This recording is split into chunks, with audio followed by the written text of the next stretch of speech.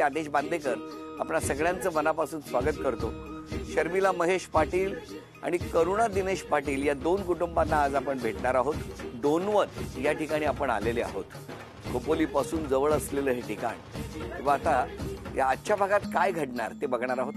चला सुरुवात करूया आजच्या गप्पांना. स्वागताचा स्वीकार करूया पाटील कुटुंबाकडून.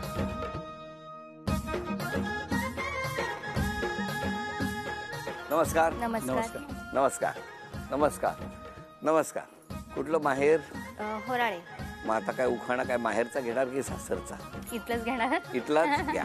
शुभ दिनी शुभ कार्याला लावतात आंब्याचे तोरण. महेशरावांचं नाव घेते. आज आहे होम मिनिस्टरचं कारण. समुद्र सागरात चालत होती नौका. दिनेश पाटलांचे नाव घेते. सर्वांनी ऐका. बरं आधी वहिनी ओळख करून द्या सगळ्यांची. ही माझी आई. आई नमस्कार. ही जाऊबाई. नमस्कार. त्या सासूबाई. नमस्कार. पाठीमागे दीर. हा. त्या नणंदबाई. नमस्कार. ते दोघ जण जाव आणि दीर. नमस्कार. नमस्कार. आणि इकडे ह्या माझ्या सासूबाई. नमस्कार. हो सासूबाई. त्या काकी आमच्या. नमस्कार. आणि त्या ननंदबाई पाठीमागे दीर. नमस्कार. नमस्कार. चला सगळ्यांची ओळख झाली हो गे नाही. पण तुमच्या दोघींची मैत्री आधीची की तुमची मैत्री? आमच्या दोघींची मैत्री. तुमच्या दोघींची मैत्री. कुठलं बालपण? बालपण होराळे. होराळे. हा. घरी कोण कोण होतं? आई वडील, दोन बहिणी, दोन भाऊ. आणि तुमच्याकडे बालपण? डोनवतच. डोनवतच. मग तुमच्या घरात कोण कोण होतं? आई बाबा भाऊ भाऊ. तुमच्या घरी कोण कोण होतं? माझ्या आई वडील आणि दोन बहिणी. तुमच्याकडे? आई वडील, 5 बहिणी, चुलता चुलती आणि एक भाऊ. पण तुमच्या दोघींची मैत्री कधीपासूनची? आम्ही एका स्कूलमध्ये होतो. कुठली शाळा? श्री छत्रपती विद्यालय वावशी. वावशी. वावशी. आणि तुमची तीच शाळा? हो. मग पहिल्यापासून तुम्ही एकाच कितवी पासून होता? 5वी पासून. मग मैत्री कशी झाली तुमची? आम्ही दोघी एकाच बेंचवर बसायचो. हा. पण कधी कधी असं व्हायचं की डिव्हिजन चेंज व्हायची. मग कधी ती दुसऱ्या क्लासमध्ये जायची, मी एका क्लासमध्ये असायची. पण जरी दुसऱ्या क्लासमध्ये गेली तरी टिफिन खायला आम्ही दोघी एकाच क्लासमध्ये यायचो. हो का? हा. कशामुळे? टिफिन मध्ये काय असायचं? नाही, दोघींची चांगली ओळख झाली 5वी पासूनच. तेव्हापासून आम्ही ती एकत्रच ठेवली. 5वी पासून आतापर्यंत. काय मग कसं काय? कसा आहे स्वभाव? इतकी वर्ष मैत्री टिकली ना, ती कोणामुळे? दोघींमुळे. दोघींमुळे. कशी काय? दोघींमुळे आणि तिच्या मिस्टरांमुळे. तिचे मिस्टर माझे मित्र. बर. हा.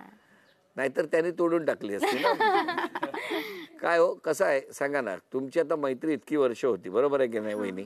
मग तुम्ही लहानपणी कधी भांडलात? खरं सांगा. हो. कशावरून? खेळायला. खो खो खेळताना ती फास्ट खेळायची. मला तेवढ्या स्पीडने खेळता नसायचं. मग ती बोलायची मला की तू धावलीस का नाही.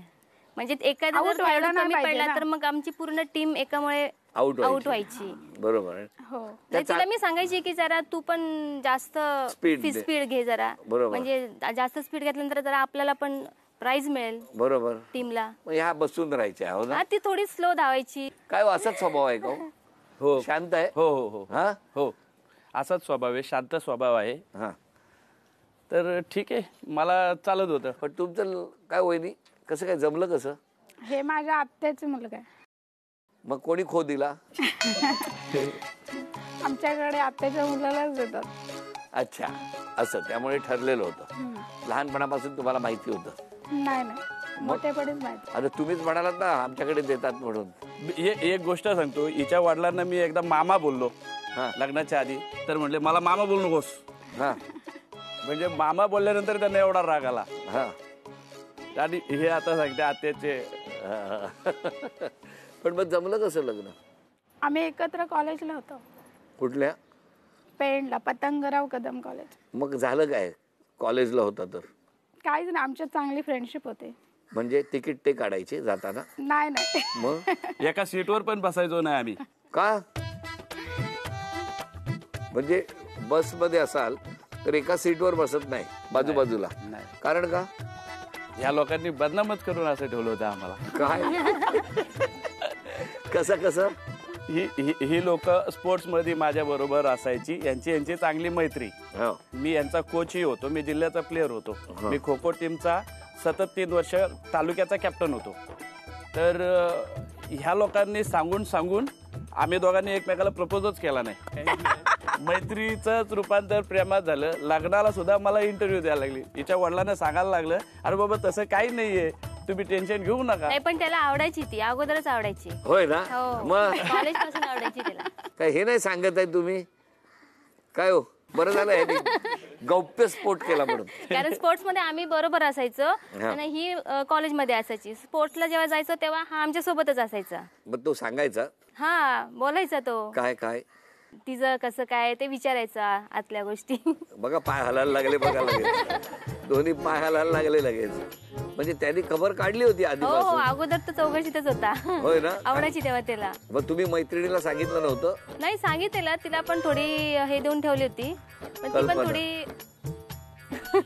मग चिठ्ठी कशी द्यायची ते? नाही चिठ्ठी वगैरे काहीच नाही. पण मग भेटायचे ना बाहेर तुम्ही? आम्ही एकाच कॉलेजमध्येच होतो ना. कॉलेजमध्ये भेटायची. भेटायचे रोज कॉलेजमध्ये भेटायची. तुम्ही बरं झालं, तुम्ही बरोबर थर्ड अंपायर म्हणून बसलेले आहे. बरं काम करताय तुम्ही. मला आता लागेल, कारण दोघे बोलत नाहीत, तुमची मदत लागणार आहे मला. बरं, तुम्ही एकदम गप्पच आहात. तुमचं कसं जमलं लग्न? Arrange marriage. कसं काय हो? मामांची मुलगी.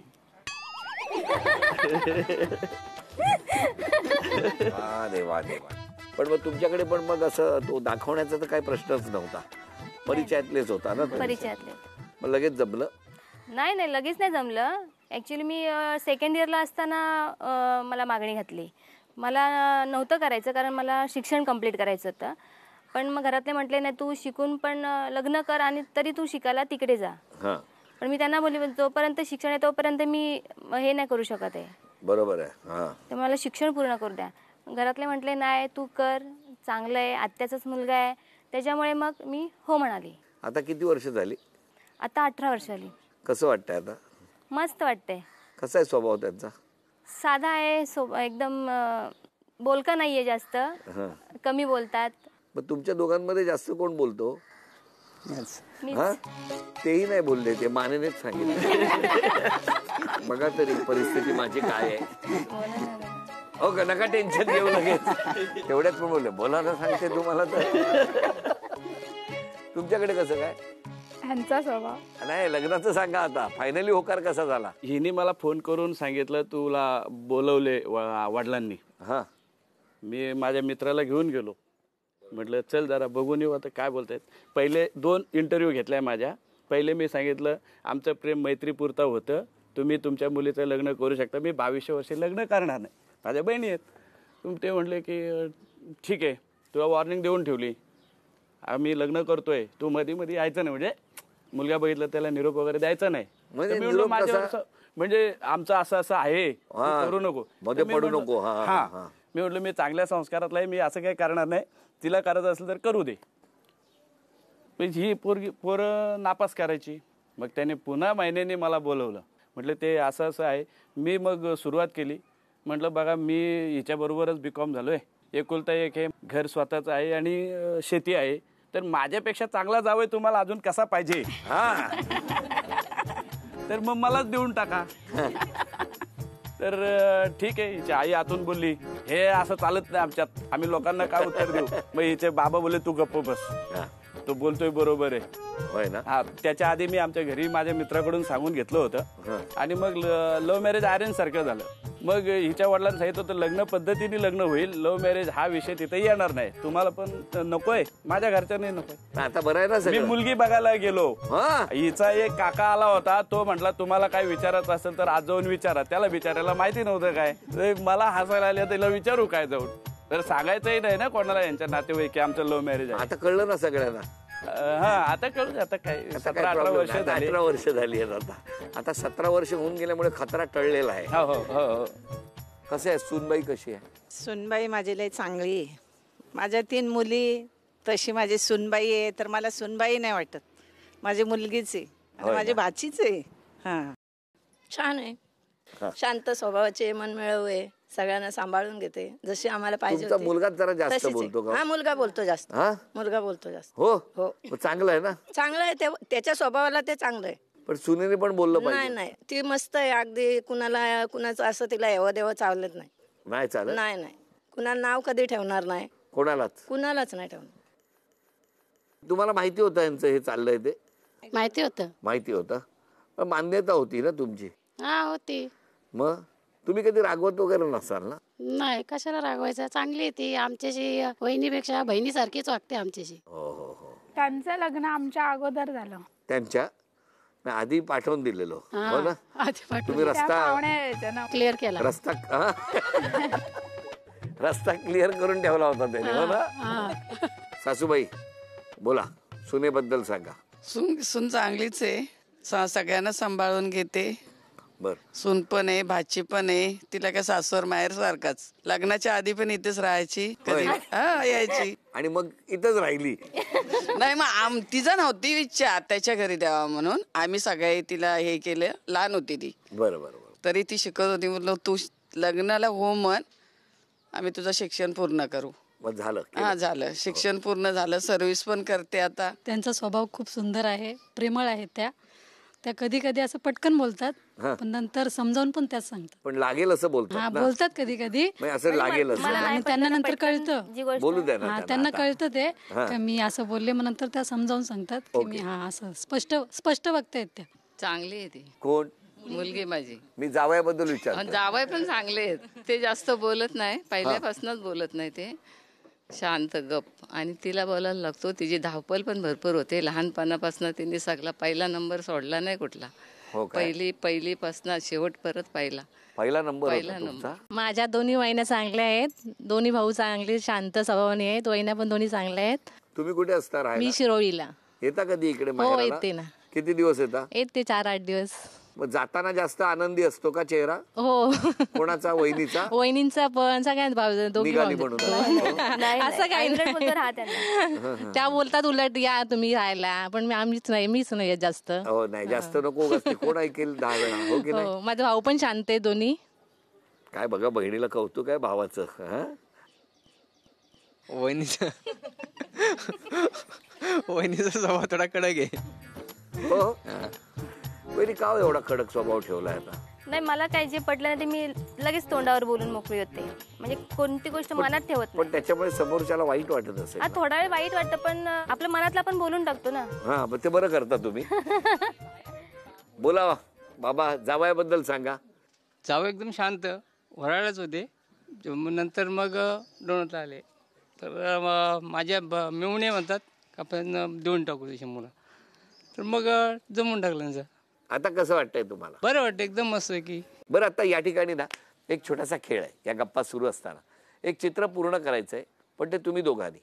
आणि तुम्ही दोघांनी जर ते व्यवस्थित चित्र पूर्ण केलं तर आपल्या बायकोला, म्हणजे जो सगळ्यात आधी चित्र पूर्ण करणार तो आपल्या बायकोला आज या ठिकाणी झी मराठीकडून बाजूबंद बक्षीस म्हणून मिळवून देणार आहे. असंच्या असं चित्र या तुकड्यांमध्ये आहे, ते जोडून पूर्ण करायचं आहे. 1, 2, 3.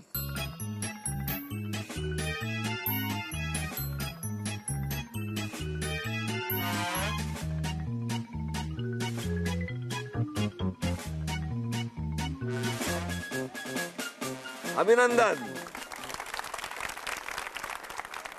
शांत राहतात पण मुद्द्याचं काम करतात. गिराईक हँडल करतात ना.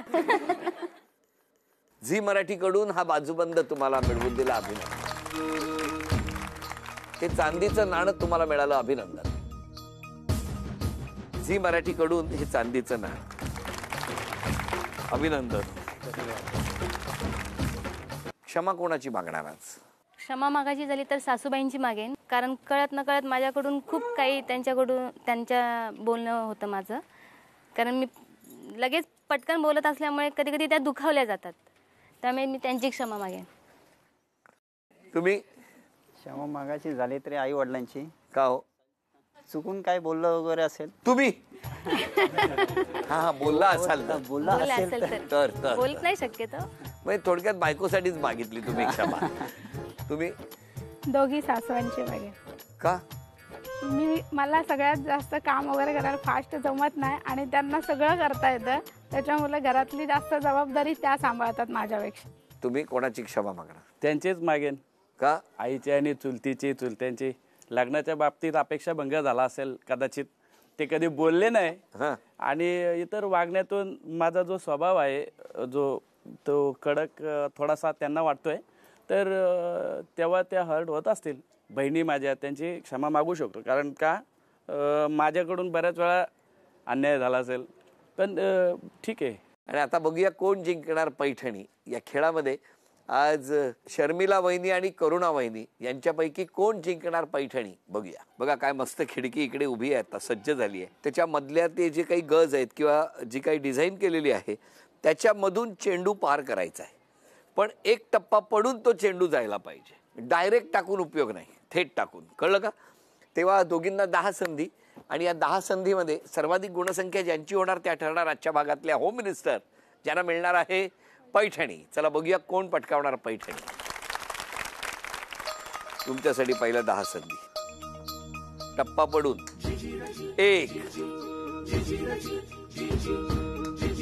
2 3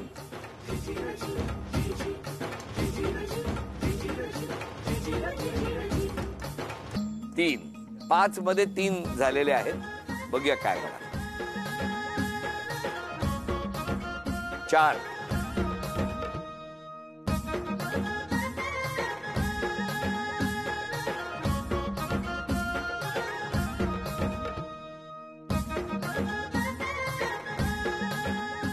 5 तुमची गुणसंख्या 5. वहिनी खेळा आता तुम्ही.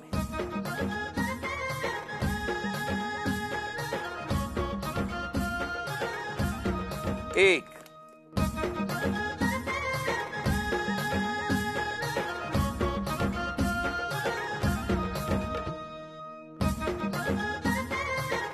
5 पैकी गुणसंख्या 1.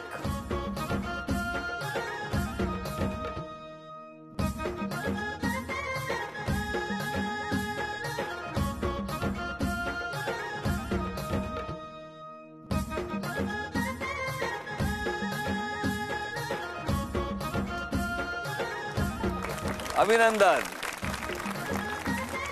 उपविजेत्या ठरल्या शर्मिला वहिनी. त्यांना झी मराठी कडून हा तन्मन.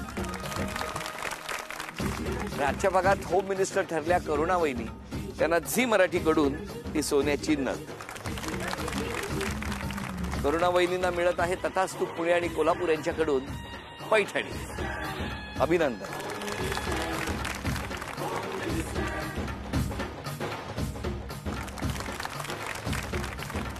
तेव्हा या पाटील कुटुंबाला शुभेच्छा. आपल्या सगळ्यांना शुभेच्छा.